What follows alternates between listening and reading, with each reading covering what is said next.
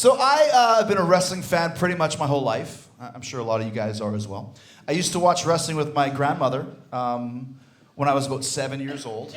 And we used to watch the AWA, and my grandma loved the good guys and hated the bad guys.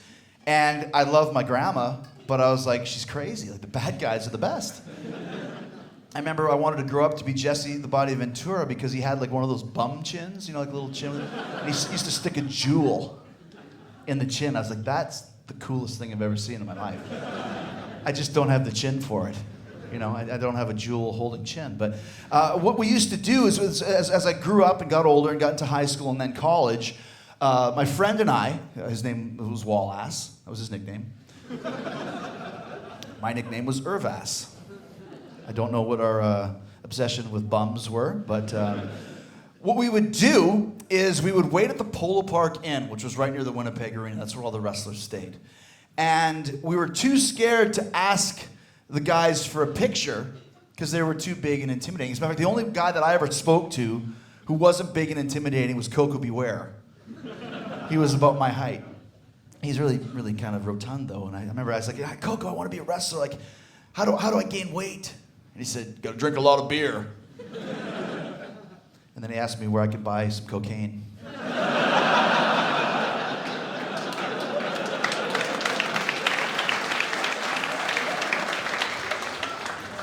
So I sold him my last 8-ball. I remember I went to Coco another time, like, Coco, you gotta wrestle the Warlord tonight. He's 3 times your size. What are you gonna do? How are you gonna win? And he's like, I'm just gonna duck, dodge, and dive, brother. He lost in about 20 seconds. And I literally remember thinking, wow, that ducking and dodging didn't work too well for him. Wow. But what we would do is we would wait at the Polo Park Inn, and then one of us would stand here against the wall. The other one would stand kind of over there with the camera. And then what we would do is wait for the wrestlers to walk in, and then when they walked in, you'd say their name, Honky Tonk Man. He'd look, he'd take the picture.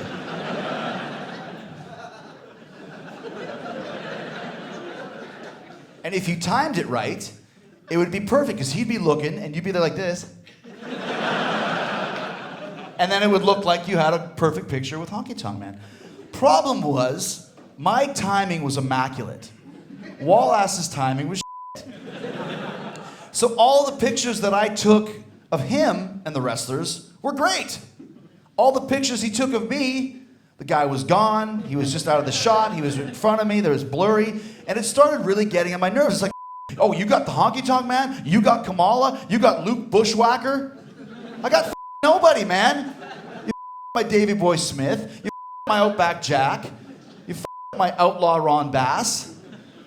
And eventually it led to us literally getting in a fist fight in the middle of our college. Because back in those days when you took a picture, you wouldn't just look at your phone and see if you got it or not. You would get the picture, you'd have to take it to the drugstore, they would develop the pictures, you'd get them back a week later, you'd open them up with bated breath and see what you got, right? And every time we were literally in front of the lockers, like, I got the new pictures, we look, great picture of Wallace and Randy Savage, great picture of Wallace and Ricky Steamboat. Picture of me with One Man Gang and with Jake the Snake Roberts, and I punched him in the face.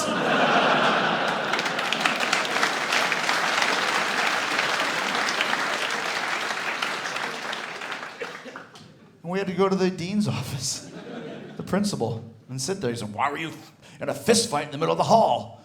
And I was like, well, we took these wrestling pictures, and his were all good, and mine were all bad. I remember the dean was a guy called Larry Partap. I don't remember that. He was just looking at us, like, what the is wrong with you guys? You're 19 years old. Grow up. But that was part of the fun, is you would wait and see who you could meet. And to me, all of the characters were so larger than life, with the exception of Coco Beware. And I remember one time, I was in the Polo Park Inn, and I saw Sika walk in. Sika the Wild Samoan, who incidentally is the father of Roman Reigns. Are we booing fathers? Jeez, ruthless crowd. Sika the Wild Samoan, and he was always on the beach, and he would never speak in anything but grunts and groans, and he'd eat raw fish, literally off the bone, just eating raw fish. It was coming out of his mouth, and his hair was crazy, big beard. I was super scared of him, and then here he was walking inside the Polo Park Inn, unattended, without Kimchi, who was his attendant. And I was like, oh my gosh, and I noticed he's wearing blue jeans. How'd they get the Wild Samoan in blue jeans? Where do you find blue jeans for a Wild Samoan? And I saw him there, and I was like, I gotta ask him. Gotta ask him for an autograph. But how am I going to do this? He doesn't speak English. So I go up to him and I said, Sika, you sign me paper. You sign me paper. And he looked at me and he said, "F off, kid."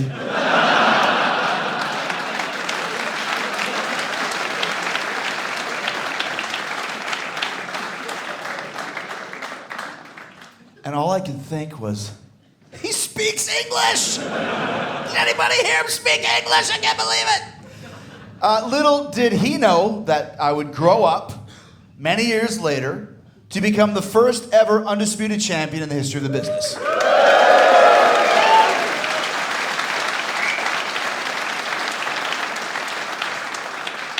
Which is a huge accomplishment. Something that I still hang my hat on every day. Now, you would think that because it's such a big deal, I must have known about this for months beforehand. It must have been decided with meticulous storytelling and warnings so I could think of what to do, and you would know all of this stuff. No, that's not how it happened. You know how I found out that I was going to become the undisputed champion, the first ever undisputed champion? You know how? I was in catering. And I was sitting there minding my own beeswax, eating my food, and right over here was Vince McMahon and The Undertaker. And Vince started talking loudly where he knew I could hear it, but he wasn't talking to me. And he said, "Hey, Taker, you know how you know the business is going down the toilet?" "How, Vince?" "When we're putting the belt on Jericho."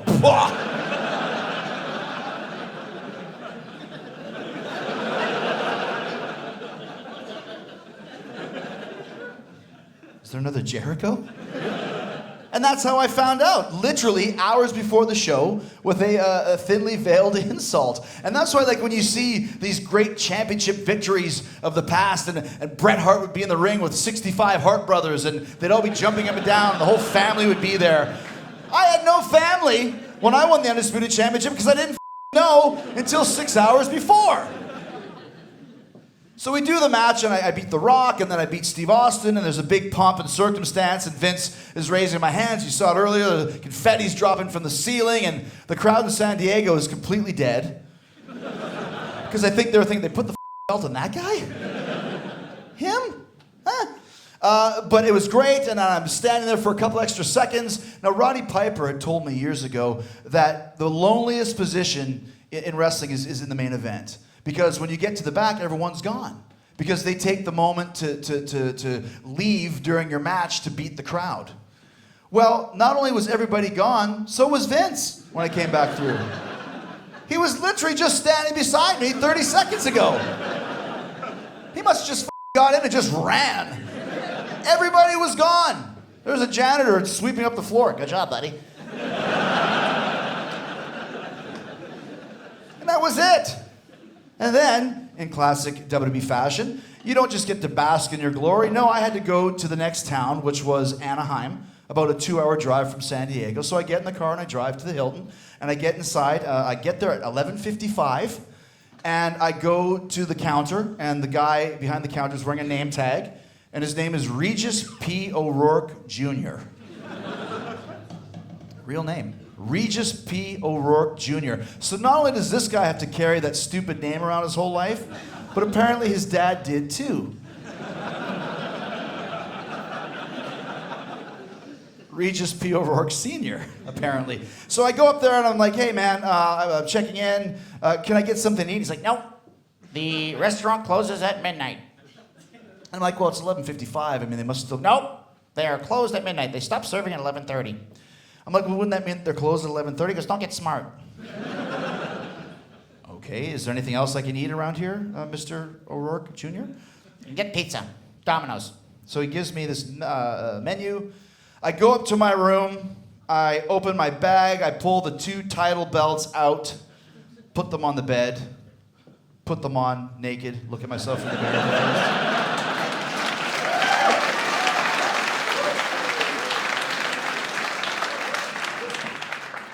I call for a pizza, and about 30 minutes later, I get a call from Regis in my room. Your pizza's here. I said, well, tell him to send it to the room. No, they do not deliver to the room. You have to come down and claim your pizza. I'm like, all right. So I go downstairs, collect my pizza, walk back upstairs, and find out that I've locked myself out of my room. Walk back downstairs, go over to Regis and say, hey man, I locked myself out of my room. Well, I need to see your ID before I can let you in.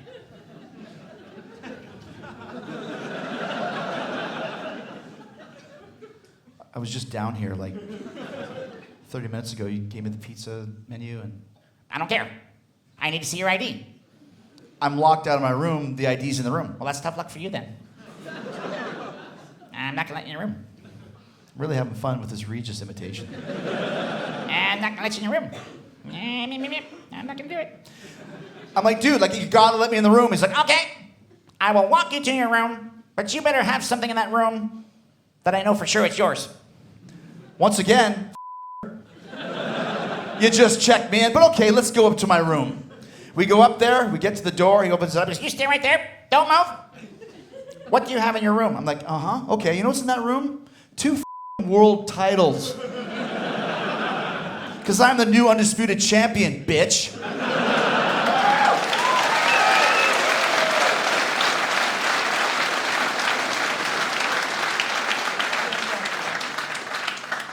Regis goes, We'll see about that. he goes into the room, he comes back out about 20 seconds later, goes, Your story checks out. You can go in your room, but I'm watching you. I just made that last part up. That'd be great if Regis was like, I'm watching you. So I go in my room, I sit on the edge of the bed, I put the pizza, I open the pizza box, and I take my shoe off, and as I take my shoe off, I accidentally bump the side of the box, it falls onto the carpet, topping side first. I pick it up, I wipe some dust bunnies off it, I start eating it, it's cold. And this is what you get to eat when you're the first ever undisputed champion. Cold, dusty pizza. There's no hookers and blow for Jericho.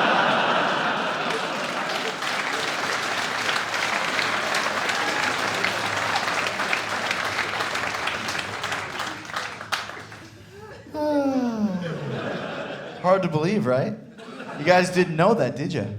You thought that there was a fine banquet when you're the champion, and you thought that there was lots of potted plants around that you could take to the ring, and not necessarily true. Been very fortunate. When I was a kid, I wanted to be in a rock band, and I wanted to be a wrestler. I got a chance to do them both, which has led to some great experiences in rock and roll as well. One of them was going to Ozfest a few years ago, and I'm friends with Ozzy's guitar player, Zakk Wylde, and it was July 4th, American Independence Day. So we're kind of like, here's the crowd, here's the stage, and then behind the stage is where all the buses are parked. It's kind of a parking lot behind the stage. So Zakk is like, it's July 4th, it's perfectly American, it's playing baseball, we should play some baseball. And I'm like, okay, let's play baseball. We had a couple beers, and he had a glove, and a baseball bat, and a ball, which helps. And so we go into the parking lot area, and we're kind of throwing some balls, and he's hitting them, and he's throwing them at me, and I'm striking out because I'm a athlete. And people are starting to gather around now, right? So we're like, okay, let's up the ante, but let's see if you can strike me out. So I go and throw this pitch, and it bounces in front, and everyone starts laughing at me. And Jericho can't throw, and Zakk yells out, you're gay and your parents know it.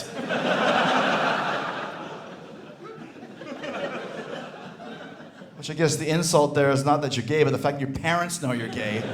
And that's apparently the insult. I'm like, you know what? Nobody says I'm gay and my parents know it. I'm gonna strike this guy out. I'm gonna throw a pitch worthy of some famous baseball guy. Because I don't know anything about baseball. I would assume probably the fine folks at Manchester might not be baseball fans either. There you go. So we're all on the same thing. So I'm like, Nolan Ryan, that's a guy. Okay? I'm going to throw a pitch like Nolan Ryan right down the middle. I'm going to strike Zach Wilde out. So I throw the pitch. It's the best pitch I've ever thrown in my life. Straight down the middle, and he nails it. And that's the sound that it made. It went over the fence, right into the other parking lot where all the cars were, all the fans and everything. And everyone's cheering, and Zach's running the non-existent bases and high-fiving, and I'm just feeling like I was, hey, and out of nowhere we hear this voice, "What the f*** are you doing?" It's like this cackle from like the evilest demon in hell. Who can utter such an evil-sounding, bellowing, screaming sentence? And I turn around, I look, and marching towards us in a power walk is Sharon Osbourne.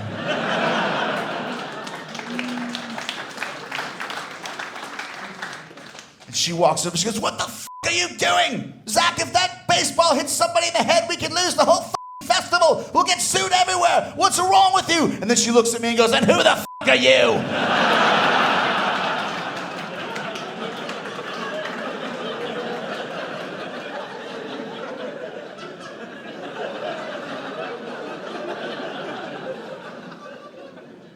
I didn't know what to say, so I said, "Nobody." She goes, "You're f***ing right, you're nobody. Now get out of here. Get out of my face right now, the both of you." And we're like kind of stumbling around like the Two Stooges, and we don't know what to do. And we go to the bus, and Zach can't put the code in for the bus to open the door. We don't know what to do. Open the bus, I can't open the bus. Open the bus, I can't open the bus. No. We get back on the bus, we close the door, and we just start laughing. It's like we got caught throwing crab apples by the teacher. So years later, the WWE went through this phase where they had guest hosts for Raw. And every week somebody new would show up, kind of like a Saturday Night Live thing or whatever. You'd build the show around them and whatever it was. And some of the guest hosts were good, like Bob Barker was great. Big Bob Barker fans here. Who else was great? Mike Tyson was very good. And Ozzy was awesome. And every week they would put me in the ring or backstage, whatever, with the guest host, with the moniker that Vince would say. It's like, put him with Jericho. No matter how shitty the guy is, Jericho will make it good. Which most of the times I was able to. Until I got in there with Al Sharpton. He sucked. But Ozzy was there, and I just said to Vince, I said, "Can you please let me do something with Ozzy? Like, of all the weeks to put me, can you have me do something?" So he put me in a backstage vignette with Ozzy. And the idea was that I would be yelling at Ozzy and insult him, and then he would go, "You're nothing but a stupid wanker." And so Vince is explaining this to Ozzy, and then you're going to say, "You're nothing but a stupid wanker." And Ozzy's like, "Oh, wanker? I can't call him a wanker, man." "What do you mean?" He goes, "Wanker's like tossing off, man. It's like... It's like jacking off, man. You can't say that on TV." You know things are bad when Ozzy Osbourne's the voice of reason.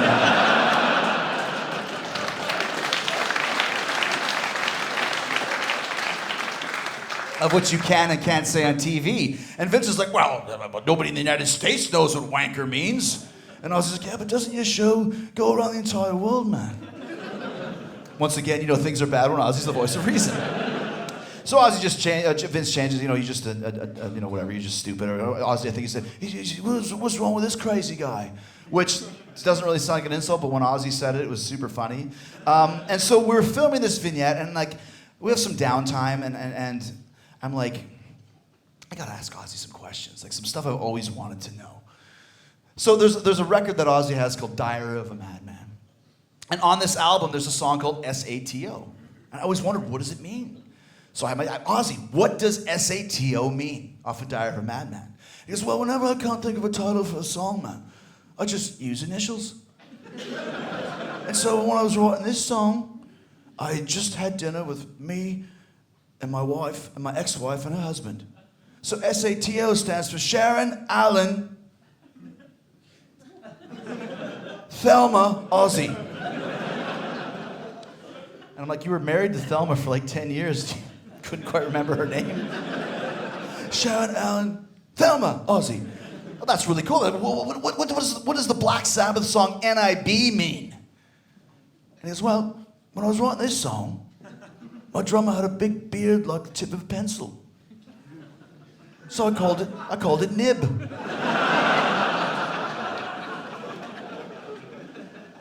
there Black Sabbath fans in the house?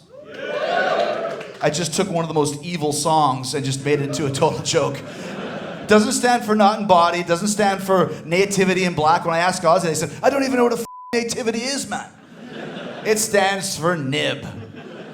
So then I see Sharon, and I'm like, Sharon, I actually met you a few years ago in a parking lot at Ozfest, and we were playing baseball, and you kind of yelled at me. She goes, what did I say? What do you mean I was yelling? I said, well, you said to me, who the are you?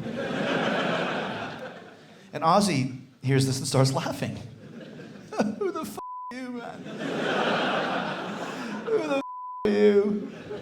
And she's like, oh, I'm so sorry, I must have been in a bad mood, and I can't believe I actually said that. And I was like, who the are you, man? And just then Santino Marella walked by dressed as Ozzy on the Diary of a Madman cover, and Ozzy's like, who the are you?